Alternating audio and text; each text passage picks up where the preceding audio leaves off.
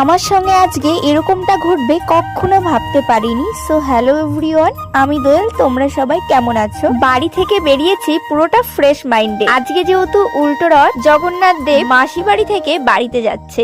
আমি ছুতে পারবো না, অছুত আছি, তার জন্য মনটা ভীষণ খারাপ। আজকে ভেবেছিলাম দিনটা হয়তো ভালো যাবে, কাটবে, ওয়েদারটা এতটা ঝলমলে, কিন্তু মেঘ ডাকছিল। হঠাৎ করেই আমি বেরিয়ে পড়েছি বাড়ি থেকে, যেহেতু আমার ফিজিওথেরাপি করাতে হয়। তোমাদেরকে তো বলেছি, ওই যে বলি না, কপাল খারাপ হলে যা হয়, আমার সঙ্গে এটা না করতে পারলেও হতো। ভগবান এতটা খারাপ কপাল না বানালেও পারতে। এটা হচ্ছে আমাদের পায়রাডাঙ্গা কামার বাড়ির রাস্তা। এখানে সুন্দর মেলা বসে। আজকে যেহেতু উল্টো রথ, তো মেলাটা পুরোটা থেমে আর দেখাতে পারলাম না, গাড়ির মধ্যে আছি। এই তো এখনই শুরু হয়ে গেল সেই মহামারী। বগুলাতে এত পরিমাণে বৃষ্টি, আমি ডুবেই যাচ্ছিলাম। সত্যি বলছি, রাস্তাঘাট এত জল বেঁধে গেছে, পুরোটা মনে হচ্ছে বন্যা। কিন্তু ম্যাজিকটা হচ্ছে এটাই যে আমাদের বাড়ির ওখানে বৃষ্টি হয়নি, একটা বৃষ্টির ফোঁটা পর্যন্ত পড়েনি। ফিজিওথেরাপি তো আর করা হয়নি, এত বৃষ্টির কারণে আসেনি স্যার। তো বাড়ির ফিরে, মানে বাড়ির রাস্তা যখন এসছি, আমি তো আকাশ থেকে পড়লাম, এটাও কি সম্ভব ভগবান, যে